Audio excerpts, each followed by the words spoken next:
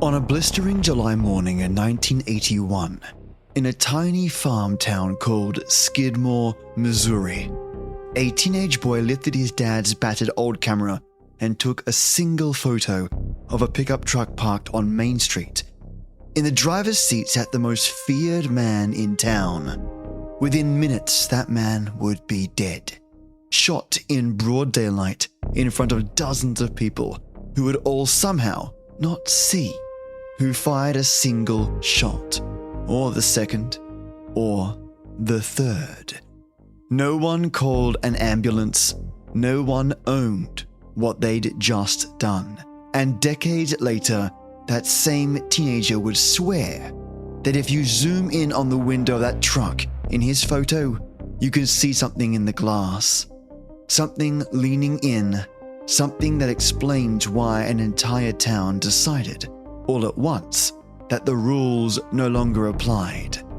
Whether that part is true or not, the picture that did get developed and the real events behind it are enough to keep the lights on at night. Welcome back, my dearest creeps and connoisseurs of the uncanny. It's your friendly neighborhood tale teller, broadcasting from the wrong side of a salt circle. Around here, we deal in real stories that feel like they shouldn't have left the horror section. True events, small towns, bad men, and the choices you only make when you're completely cornered. If that's your cup of tea, you're in the right haunted kitchen. Speaking of tea, a quick little ritual before we begin. Next time you put the kettle on, don't touch your phone. Just stand there in the quiet, staring at the nearest doorway until the water clicks off. If the doorway stays empty and that's your cue to follow, subscribe or toss a rating at Stories, Fables, Ghostly Tales. If someone is standing there by the time the kettle boils, well, you've got bigger problems than my upload schedule. Right, kettle on, lights low, let's visit Skidmore. The man nobody could stop. To a stranger driving through in 1981, Skidmore, Missouri barely looked like a town at all. More like a pause between cornfields, a grain elevator, a couple of shops, a tavern, a post office, a scattering of houses, and then you were back in the sea of crops again. Roughly 400 souls, give or take. Everybody knew everybody, and everybody knew him. Kenneth Rex McElroy. On paper, he was just another big farm bloke. Broad shoulders, heavy set, thick dark hair, sideburns, eyes that never seemed to soften. But to Skidmore, he was something else entirely. He was the town's bully, and that label is almost gentle compared with the charge sheet. Over the course of his life, he was accused of a laundry list of felonies: assault, child molestation, statutory R, arson, animal cruelty, hog and cattle rustling, burglary, theft of grain, fuel, antiques, you name it. Someone in Nottoway County had probably watched Ken load it into a truck. He was indicted around 21 times. Convicted? Once. How? Partly it was his lawyer, a loud, sharp defense attorney named Richard Gene McFadden, who specialized in getting slippery clients out of tight corners. Partly it was good old-fashioned intimidation. Witnesses who'd given strong statements would suddenly become vague. People who'd been terrified enough to call the sheriff would later say they weren't sure anymore. And as long as enough people blinked at the right moment, Ken walked. Our main character tonight, let's call him Mark, grew up with that pattern etched into the adults around him. He heard the same story told a dozen different ways. Ken did this terrible thing we call the law. He got arrested, then somehow nothing. Nobody ever said the last part out aloud, but it hovered at the end of every sentence. We still live here, so we have to keep our heads down. Early life of a predator. Ken didn't come out of nowhere. He was the 15th of 16 children born to Tony and Mabel McElroy, poor tenant farmers who drifted between Kansas and the Ozarks before finally settling near Skidmore. He dropped out of school around 8th grade and almost immediately developed a reputation for stealing livestock and anything else that wasn't nailed down. If there was an angle, he'd find it. Grain, petrol, alcohol, antiques, things would just slip away in the night. People knew it was him. They just also knew he had a habit of parking outside your house in his truck and staring through the windscreen for hours if you talked too much. As he got older, his crimes escalated from theft to violence, and then disturbingly, he started gathering very young girls around him. He would have at least 17 children with multiple women and girls, several of them underage when he began sleeping with them. One of those girls would become central to his story. The girl on the school bus. Her name was Trenna McCloud. In the early 1970s, Trenna was 12, riding the school bus like any other kid. Ken was in his mid-30s. He began courting her the way a fox courts a chicken coop, hanging around near her route, offering rides, eroding boundaries. By 14, she dropped out of school and moved in with him. When she became pregnant, the authorities actually tried to do something about it. Ken was indicted for statutory R, child molestation, and arson after he allegedly burned down his family home and shot the family dog to intimidate them. Trenna and her baby were placed with a foster family in another town for their safety. Ken responded the way he always did.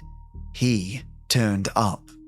He parked his truck outside the foster home for hours at a time, just staring at the house. He told the foster parents he'd trade girl for girl, that he knew where their daughter went to school and what bus she rode, and he'd be willing to exchange one child for another if they didn't cooperate. Imagine being that family. You take in a 14-year-old and her baby, trying to do the right thing, and now a man like Ken is sitting on the road outside your house every day, making veiled threats about your own child. Under that pressure, Trenna eventually recanted much of her story, returned to Ken, and because Missouri law allowed it, he solved the statutory R problem by marrying her once his previous marriage was dissolved. The victim became the wife, and the case evaporated. For Skidmore, it was yet another lesson. If you stand up, you stand alone. The farmer in the road. By the mid-1970s, Ken's reputation was like bad weather, always there, always muttered about. In 1976, a farmer named Romaine Henry said he confronted Ken for shooting guns on his property. The story goes that Ken responded by shooting Romaine twice with a shotgun. Romaine survived and pressed charges for assault with intent to kill. While the case languished, Ken allegedly parked outside Romaine's house dozens of times, sometimes more than 100, just watching. When the trial finally came, 2 men showed up and testified they'd been out raccoon hunting with Ken that day miles away from Romaine's farm. Witnesses Romaine had never heard of. The jury acquitted. So Skidmore got another message. Even if you survive, you still lose. Mark didn't know Romaine personally, but he heard his name in hushed conversations. That poor bugger. They tried, and look what it cost them. Stories like that set heavy in a teenager's mind. Mark's Skidmore. For Mark, growing up in Skidmore meant living on the edge of someone else's temper. When he was 8, he watched from the back of his dad's ute as Ken leaned against a petrol pump, laughing with his mate, a rifle hanging casually in the crook of his arm, like it was part of him.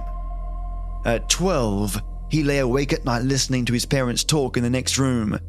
His father had had words with Ken about where one paddock ended and another began. His mother wasn't worried about losing a few meters of land. She was worried about being noticed. He'll forget it. You know, he won't. By 16, Mark had pieced together enough adult whispers to know the pattern. If Ken wanted something, your land, your livestock, your daughter, he took it.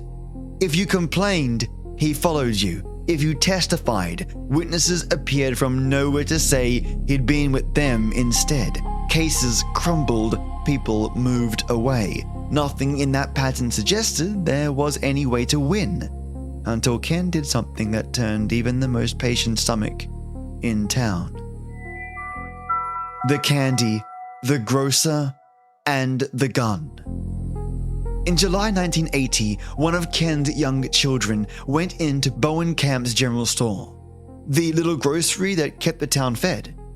The owners were Bo and Lois Bowenkamp, elderly, quiet, the kind of couple who know how you take your coffee and which brand of dog food you buy. The child lingered around the sweets. What exactly happened next depends on who you ask. In some versions, the child was told they had to pay for candy and left in a huff. In others, they were accused of stealing outright. What doesn't change is Ken's reaction. He took it as a personal insult to his child and to his authority. He began a campaign of harassment. He would sit outside Bowenkamp's in his truck, shotgun on display, just watching the front door. He followed Bo around town. According to some accounts, he even threatened to kill Bo. On the night of July 8th, 1980, Bo was out behind his store, near his truck, when Ken raised a rifle and shot the 70-year-old grocer in the neck. Miraculously, Bo survived, but he was left with permanent injuries and a voice that would never sound the same again. This time, something different happened. There were witnesses who were too angry, too shocked to back down. There was the physical evidence. It wasn't just whispers anymore, it was blood on the ground behind the grocery. Ken was finally convicted. Second-degree assault, 2 years in prison. It was a small sliver of justice compared to the damage he'd done over decades, but for Skidmore, it felt like the universe had finally twitched in the right direction. For a moment, people breathed. Then, once again, the system blinked. Ken was released on bond, pending appeal. Free, armed, furious. Beer, bayonet, and a promise. If you asked Mark where the story really starts, he'd probably point to a particular day after that conviction. Ken, now technically a convicted felon out on appeal, didn't keep a low profile. According to witness accounts, he turned up at D&G's Tavern in Skidmore carrying an M1 rifle fitted with a bayonet. He sat there at the bar, gun in easy reach, boasting loudly about how he intended to get Bo Bowenkamp and anyone else who'd helped put him in court. Mark was too young to be in the bar, but Skidmore wasn't big. That kind of threat didn't stay inside four walls. Within hours, everyone knew. He was out. He was armed. He was talking about finishing the job. That night, Mark watched his dad go around the house, locking doors and windows that were usually left open in summer. Then he saw something he'd never seen before. His father dragged a chair to the front window, sat down with a shotgun across his knees, and stayed there.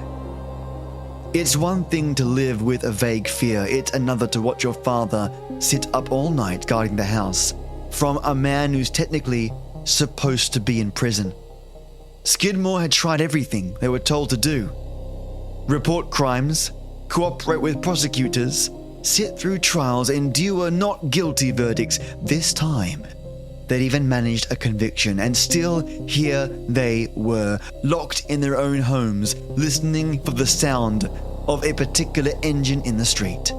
Something had to give. The meeting.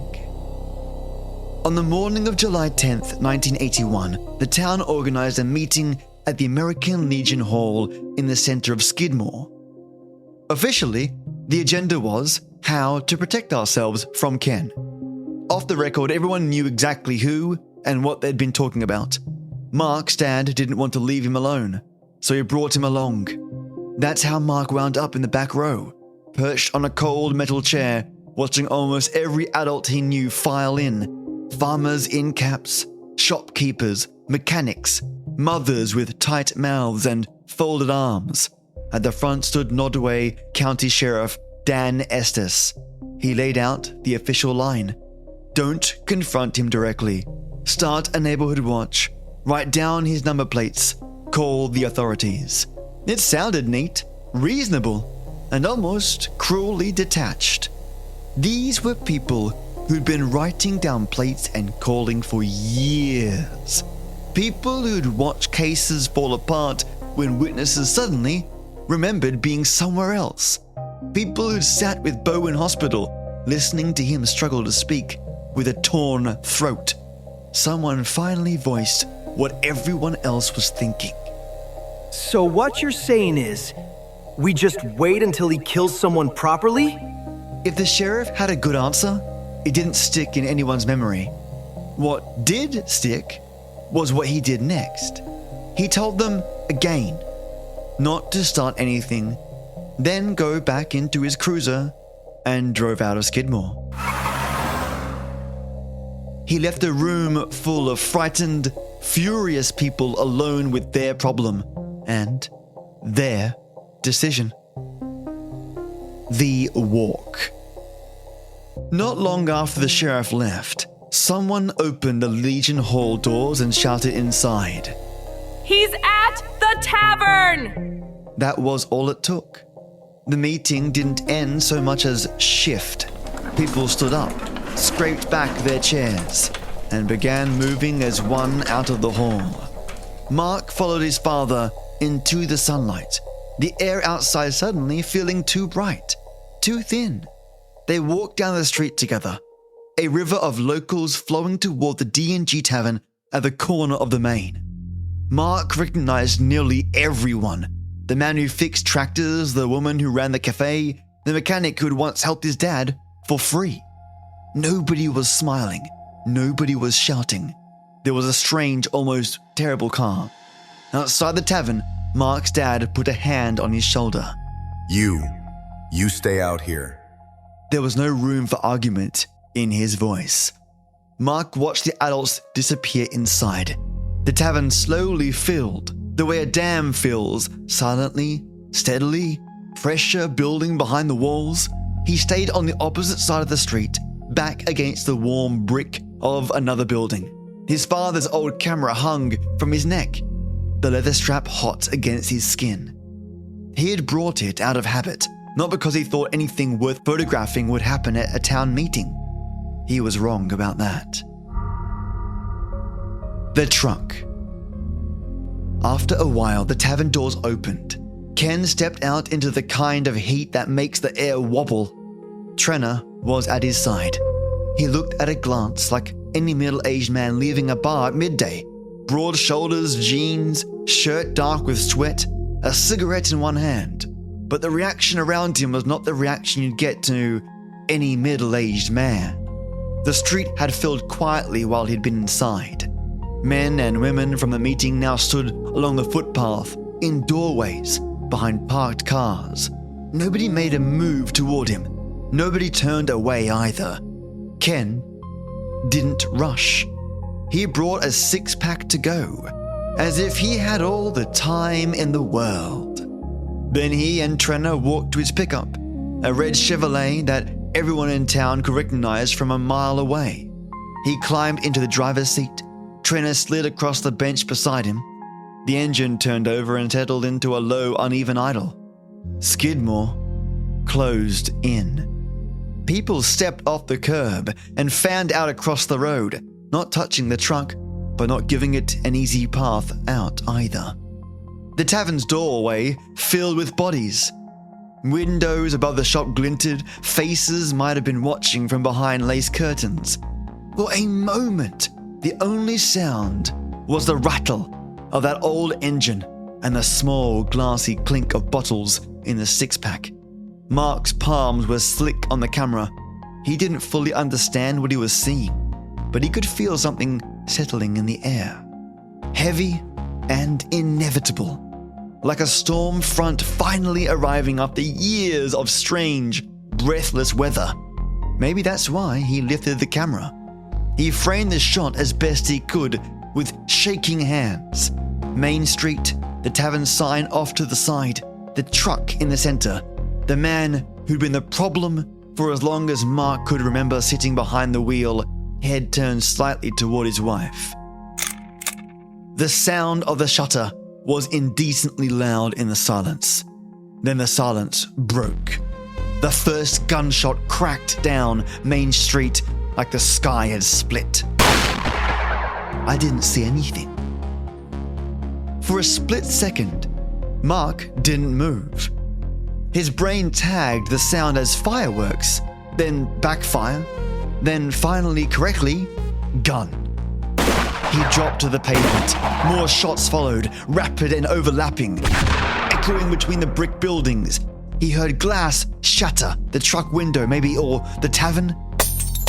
Heard someone scream inside the cab, a thin, piercing sound that punched straight through all the others. From his low vantage point, he saw only legs, jeans, boots, the occasional flash of a gun barrel as someone ducked behind a car. Names he knew attached themselves to those boots in his head. Mr. So-and-so from the hardware store, Mrs. Such-and-such, who brought casseroles when people were sick. He didn't see who fired what. He saw dust puff up from the road where bullets hit.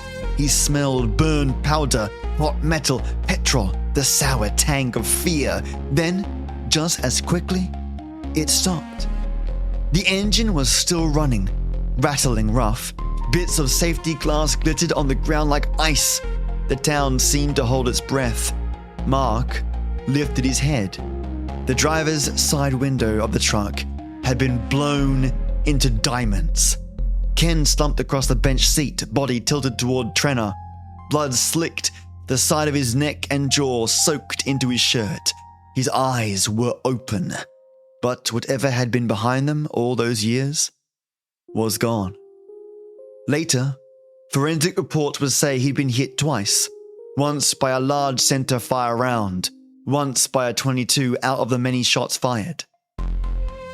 That was all it took to end a 20-year reign of fear. No one sprinted for a phone. No one shouted for an ambulance. Someone leaned in through the passenger side and turned the key. The engine coughed, shuddered, and died. The only sound left on Main Street was Trenner's voice, high and ragged. They shot him. They shot my husband. Hours later, when state investigators knocked on doors, notebooks ready, Skidmore would already have its answers prepared. I heard shots. I dropped to the floor. I didn't see who did it. Dozens of people on a short stretch of road, and somehow every pair of eyes had been pointed somewhere else. The photo. By that evening, the professionals had done their rounds. Crime scene tape had gone up and then come down. Measurements had been taken. Photographs had been snapped. Shell casings, at least some of them, had been bagged and collected. Ken's truck had been towed away. Mark sat at his family's kitchen table, the house quieter than it had ever felt. On the worn wood between him and his father lay the camera. It might as well have been ticking. His hands shook as he rewound the film and cracked the back open. His dad drove him to the next town over to drop the roll off at a 1-hour photo lab. On the drive there, they talked about nothing. The weather, a part of the tractor, anything except what had just happened. To the woman behind the counter, it was just another roll of film. Holidays, she probably thought. Pets. Birthdays. She clipped the negatives up the dry among all the others. When Mark finally slid the glossy prints from the envelope, he flicked past the first few frames without really seeing them. A barn. A stray dog. His little sister pulling a face. Then Main Street. Skidmore's skinny stretch of bitumen. Slightly tilted, framed by brick buildings. The D&G Tavern sign just visible on the left. The noon sun flattening everything. And in the center, captured perfectly in a sliver of a second before the world changed, Ken's red pickup. The glass was still intact in his photo. Ken sat in the driver's seat, left hand on the wheel, head turned slightly toward Trenna, frozen mid-word. At first, that's all Mark saw, just a man in a truck. A moment in time. Then his eyes drifted to the driver's window. The glass had a reflection of the world behind Mark when he took the shot. The crowd, the buildings, the sky. In the print, most of it was a soft blur you'd expect from reflected shapes, smudges where bodies had been, pale ovals where faces might be, but right up close to the truck in that reflection, standing nearer than anyone Mark remembered, was a shape that didn't fit. It was taller than most of the men in town, but too narrow in the shoulders. Its head was tipped at a strange angle, like it was bending to speak right through the glass. Everything else in the reflection was soft. This outline was sharp. The edges were almost too crisp, as if the light had taken extra care drawing it. Mark's mouth went dry. He took the photo to his father. His dad stared at it for a long time, thumb hovering just under that odd figure in the glass. After a while, he slid the photo back into the envelope. You don't show this around. Not to the investigators. Not to anyone. Why? His father looked older than he had that morning. Because the town's decided that there are some things we didn't see today, and best we keep it that way. Silence. On paper, the case should have been straightforward. A man with a long, violent history, a fresh conviction for shooting an elderly grocer, open threats, a public killing on Main Street with somewhere between 40 and 60 witnesses, a whole town with motive. In reality, it turned into one of the most infamous non-cases in American criminal history. State investigators came first. They took statements, circled names, listened to the same careful half-story over and over. I was there, but I hit the deck. I heard shots, but I didn't see who had a gun. I was in the bar, then I was on the floor, then it was over. Trenna, Ken's widow, named names. She said she saw the shooters. She said the town had executed her husband. Officially, investigators found her inconsistent, emotional, unreliable. Unofficially, a lot of locals quietly decided she was simply inconvenient. The FBI even dipped a toe in, curious about a community where an entire crowd could develop mass amnesia at the same time. They found the same wall of shrugs. Nobody had seen a thing. Without witnesses, there were no charges. Without charges, there was no trial. Ken was buried. Years later, Trenna would file a civil suit against the town and several officials, claiming there had been a conspiracy to kill her husband and cover it up. The case ended in a small settlement with no one admitting anything. She eventually left Missouri. She died in 2012 of cancer. Skidmore stayed where it was, and so did the silence. Books were written. Harry McLean's In Broad Daylight laid out Ken's life and death in painstaking detail. Documentaries like No One Saw a Thing showed the cracked pavements and tired faces of the towns decades later, asking the same question: how does an entire community decide together to never say what they saw? A&E called it a vigilante murder in the heartland. Podcasts dubbed Ken the town bully who finally met his match. Reddit threads filled with people arguing over whether Skidmore had done what it had to, or became the very thing it feared. Ask the locals and you'll hear a different kind of language. And this is just hearsay. We did what the law wouldn't. We're not proud of it, but we're not sorry either. The official story ends there. Our story doesn't. The Curse of Skidmore. Mark left Skidmore as soon as he could. He went to other towns, bigger cities, places where people argued about football instead of whether the sheriff had looked the other way in 1981. That photograph came with him. He kept it in an envelope, tucked into moving boxes and drawers, sometimes forgotten, sometimes very much not.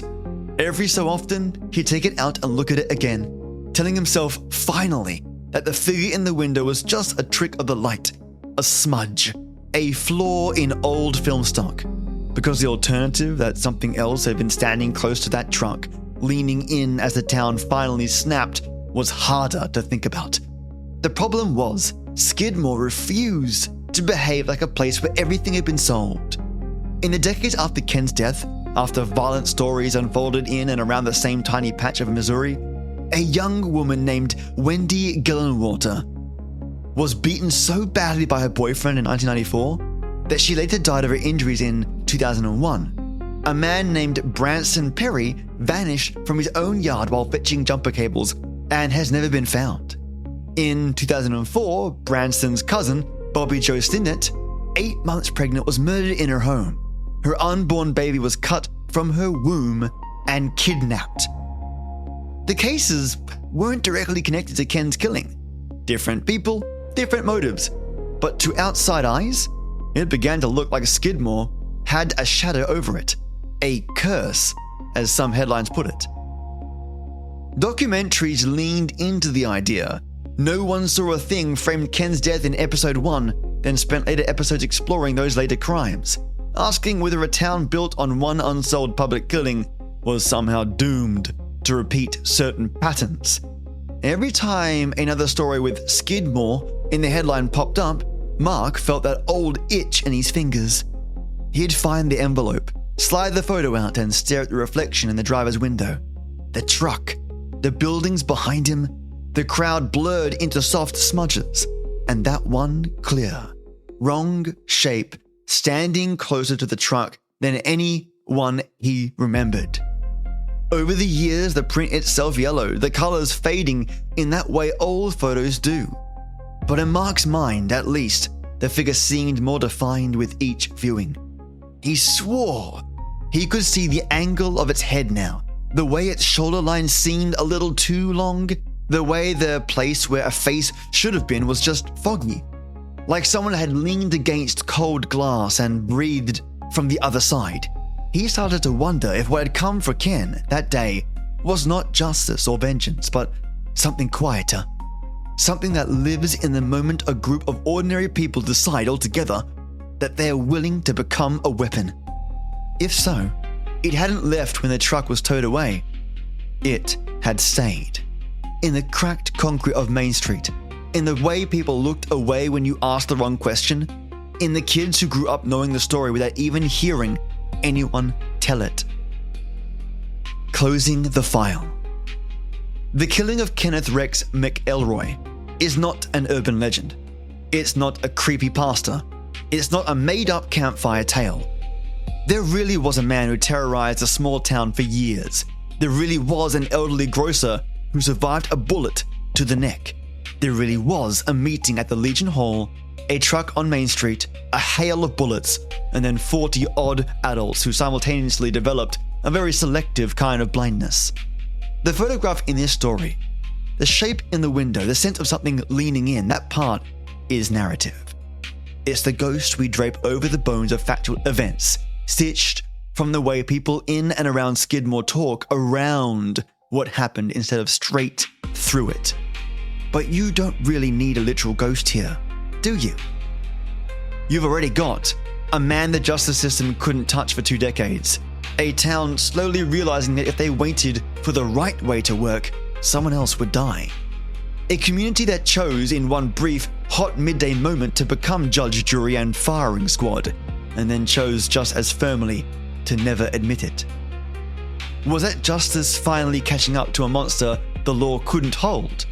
Was it a curse that settled over Skidmore the second that red truck went quiet? Or was it just what happens when ordinary people live with fear for too long and decide one day that following the rules is more dangerous than breaking them? I'm not going to ask you to be judge and jury tonight. But I can tell you, this, if anything, is a strong case for the Lucifer effect. I may cover that at a later time. Instead, I'll leave you with this. If you'd grown up in Skidmore, if you'd watched that truck loiter outside your house, if you'd known a grocer who now spoke with a ruined throat, what would you have done when the town walked down to the tavern that morning? If you've enjoyed tonight's descent into the strange little corner where true crime and horror shake hands, be sure to follow, leave your comments below, subscribe, or leave a review for Stories, Fables, Ghostly Tales. It helps more lovely, morbid souls find their way to the fire. And for those that will call it a night here, until next time, keep your tea hot, your doors locked, and remember, the worst monsters are usually the ones everyone agrees not to see. But now, before I close out completely, I want to thank my amazing Old Night Tea Titans, White Tea Warlords, and Earl Grey Enforcers, and all tiers thereafter for supporting me. So let me sink my teeth into it. First up is the jaw-dropping, unique, very, very special friend of mine, truly a deity of this podcast, Matto Star, my Old Night Tea Titan and longtime friend. To my Old Night Tea Titan, Matto Star, you're the steady lantern hanging over every dark little town we visit, the calm that says we see the truth and we stand together, even when the street starts to look a bit too much like Skidmore's Maine. Your support doesn't just keep the lights on, it lets me dig deeper, tell it braver, and carry these heavier tales without flinching. You're the reason this tale teller can keep walking us into the shadows and still be absolutely certain there's a way back out. Tea in hand. Thank you so, so much, my wonderful, wonderful friend. And I really hope you like this special episode that might be a mainstay moving forward. Keen to hear your thoughts and your comments. I always love reading them. Thank you for being my friend and being epic. Have a great week, Matto. You're marvelous. I now want to thank my White Tea Warlords. First up is Lezosaurus Rex. Leza, my White Tea Warlord of iron and gemmed steel. You're the strength every frightened town wishes it had. The one person who'd stand tall on Main Street and say, fear doesn't get the last word here. Your support keeps these stories grounded in courage, not just horror. Thank you, Leza, for your support and kindness, and thanks for being my pal. Have an epic time at the gym and a great week ahead. My next White Tea Warlord is Maya, the Queen of Cats. Maya, as Queen of Cats and my White Tea Warlord, you're the watchful eyes on every rooftop, the quiet guardian who notices what others miss and reminds us that compassion and sharp instincts can change how any story ends. Your presence softens the darkness without ever looking away from it. Thank you, Maya, you are stupendous, and thank you so much for your support and friendship. Have a great week ahead of yourself. And Sangeetha, the seer, you bring clarity to chaos, like the one person in Skidmore who could read the signs and see what was coming, and help the town choose a better path. Your support feels like someone lighting a lantern right when the road wants to disappear. Thank you for your kindness and your support, and for being my pal, and keeping this podcast lights bubbling along. Have a fantastic week ahead of yourself. And standing right beside our titans and warlords are the steadfast backbone of this eerie little universe. Our Earl Grey Enforcers, the everyday guardians who keep the doors locked, the kettles full, and the stories flowing. Your turn at the fire is coming next. I want to thank the following legends: Chad Warren, Peter Raffaelli, Just Heather, Juicebox Andy, Divided by Zero, Seductive Smiles, Jane Gumnick, and Michael Krupp. Thank you so much for your support. And thank you, listener, if you're still here listening. If you want to support the podcast, like and subscribe on YouTube, or you can directly support me with dollary dues via Patreon, which is www.patreon.com/SFGT for stories, fables, ghostly tales. And as always, my friends, until next we meet.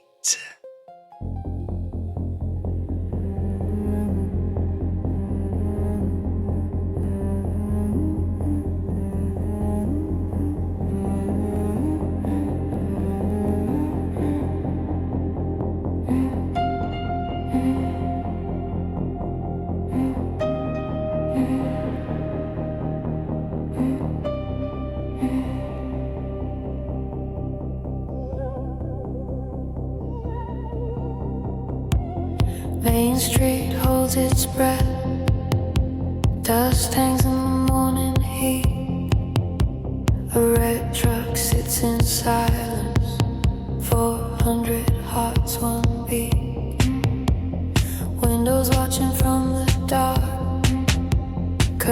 Birds pulled and shaking hands.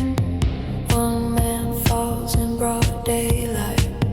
No one ever takes a stand. And the echo of a gunshot fades into the field.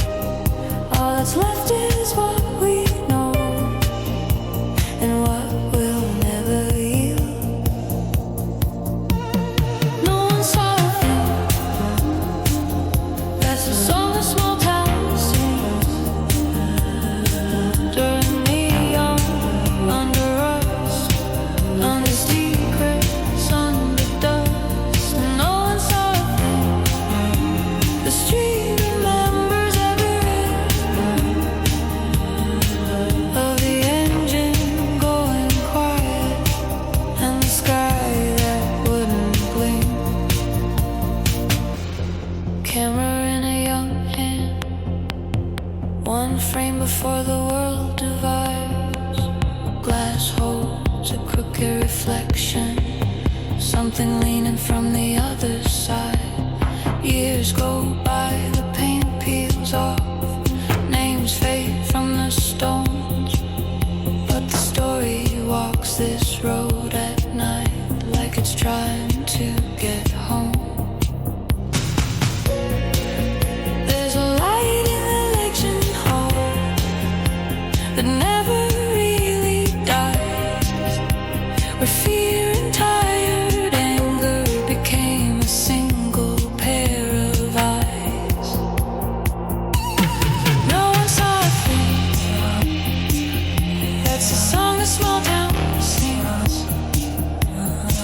under neon, under rust, under secrets, under dust. And no one saw a thing, but the street remembers everything. Every boot, every breath, every whisper, let it rest. Was it justice? Was it curse? Was it mercy? Was it worse? Did the monster leave that day? Or did it learn a different way? We keep the doors locked tight. We keep the kettle on at night. And every time the story's told, the town gets just a little old. No one saw a thing, but the tail still spreads its wings overhead like silver rain, over maps that know this name. No one saw a thing, but the truth is standing in the wings as the credits start to fade and the street stays unafraid.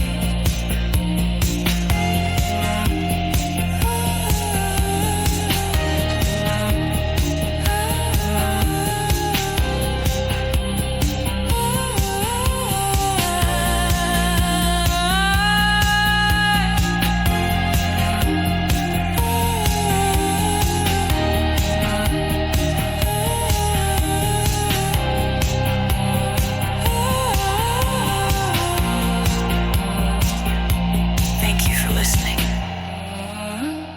you amazing listeners. I want to thank my out-night tea-type Matto Star, the most amazing supporter and special pal of mine. May your days be full of joy. And a huge thank you to my white tea warlords and friends of mine. Lizosaurus, my gym genius, Maya, my queen of cats, and Sangeetha, the seer that sees all. And to all my Earl Grey enforcers and tears thereafter, all my love. To you all. See you soon.